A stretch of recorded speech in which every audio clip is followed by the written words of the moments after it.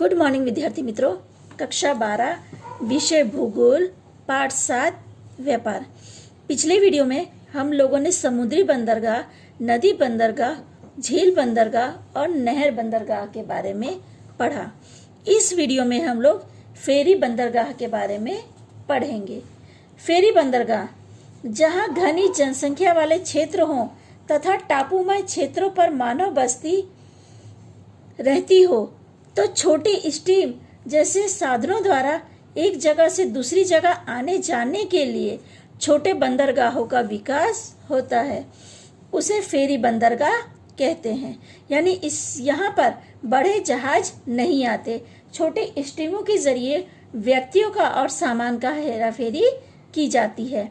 यहाँ पे शब्द टापूमय लिया है, यानी नदी या बीच में समुद्र पड़ रहा है, उसके बीच टापू स्थिर है, ऐसी जगह पर आने जाने के लिए इसका उपयोग किया जाता है।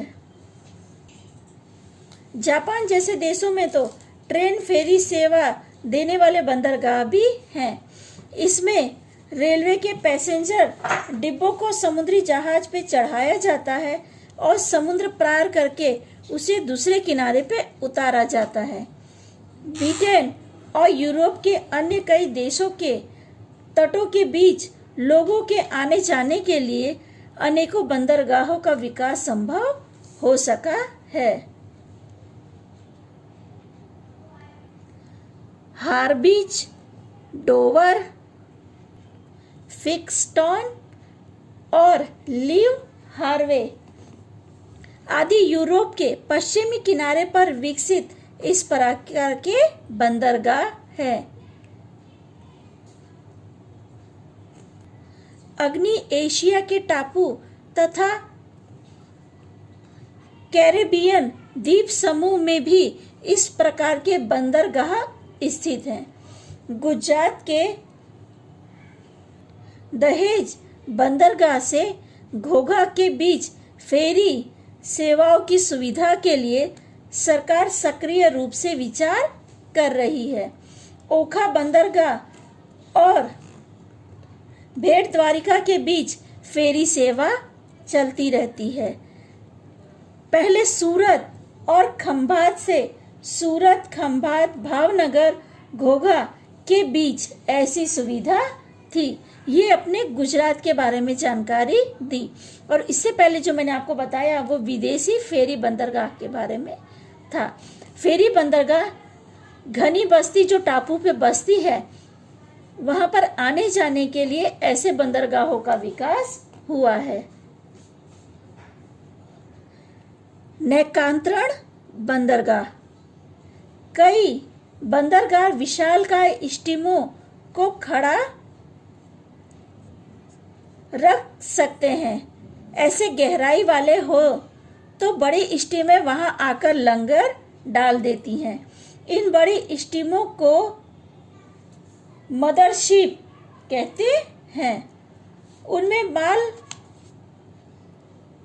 भरा होता है। उसमें से छोटी स्टीमें जिसे डॉटर शिप कहते हैं, उसमें माल भरकर अन्य छोटे छोटे बंदरगाहों पर पहुंचाया जाता है। कुछ बंदरगाह ऐसे होते हैं जिनकी गहराई अधिक होती है, तो वहां पर भी जो विशालकाय स्टीमें हैं वो आकर रुकती हैं। तो वहां से एक स्टीम से उतारकर दूसरे स्टीमरों में सामान चढ़ाया जाता है और अलग अलग जगहों पे भेजा जाता है। इस तरह माल की जिस बंदरगाह से अदल बदल होती है, उस बंदरगाह को नौकांतरण बंदरगाह कहते हैं। गुजरात के किनारे 1 लाख टन जितना माल लेकर आने वाले स्टीम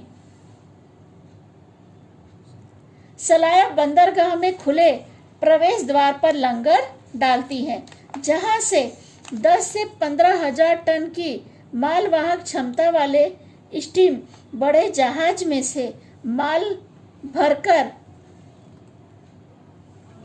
नवलखी, कांडला, पोरबंदर, बेड़ी, रोजी वगैरह बंदरगाहों पर पहुंचते हैं।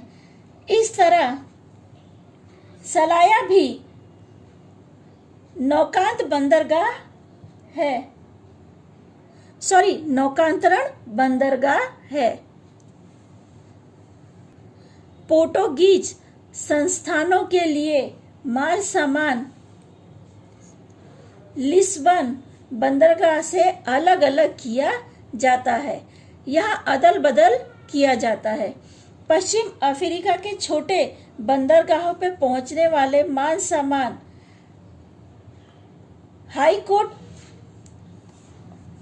हार्टकोट बंदरगाह से मध्य अमेरिका के बंदरगाह पर पहुंचने वाले माल सामान क्रिस्टोबेल बंदरगाह से, जबकि बालिटक और काला सागर के छोटे बंदरगाह पर पहुंचाए जाने वाले माल सामान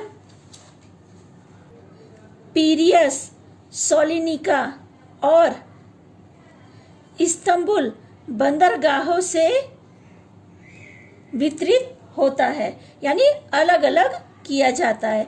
एक बड़ा बंदरगाह जो गहराई पे स्थित है, यानी जहां पर गहराई अधिक होती है, वहां पर आके नौका रुक जाती है। वहां से सामान छोटे छोटे स्टीमरों में भरकर अलग अलग जगह पे उसका वितरण किया जाता है। इसके अलावा बंदरगाह एक प्राकृतिक व्यूहात्मक स्थान, उसके पृष्ठ प्रदेश की योग्यता के आधार पर तथा निश्चित उद्देश्य से बंदरगाहों का विकास किया जाता है।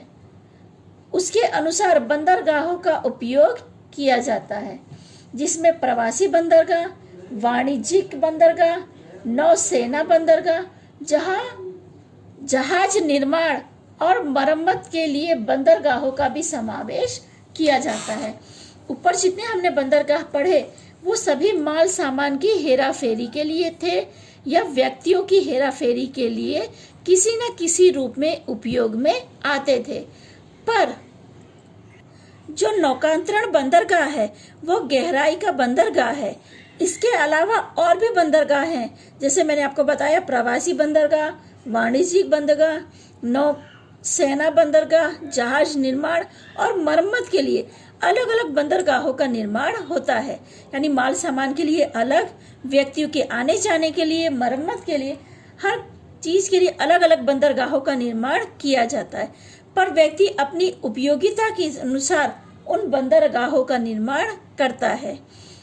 कुछ बंदरगाह काफी विकसित हुए हैं तो कुछ अल्प विकसित हैं, तो कुछ व्यक्तियों को लाने ले जाने के लिए उपयोग किए जाते हैं। लेकिन कहने का अर्थ सीधे अर्थों में हम कहें तो बंदरगाह लाखों टन सामान हेरा फेरी के लिए उपयोग किया जाता है, जिससे देश विदेश में व्यापार करना संभव हो सकता है या हुआ है। ठीक है विद्यार्थी मित्रों, इसी के साथ ये पाठ पूरा होता है।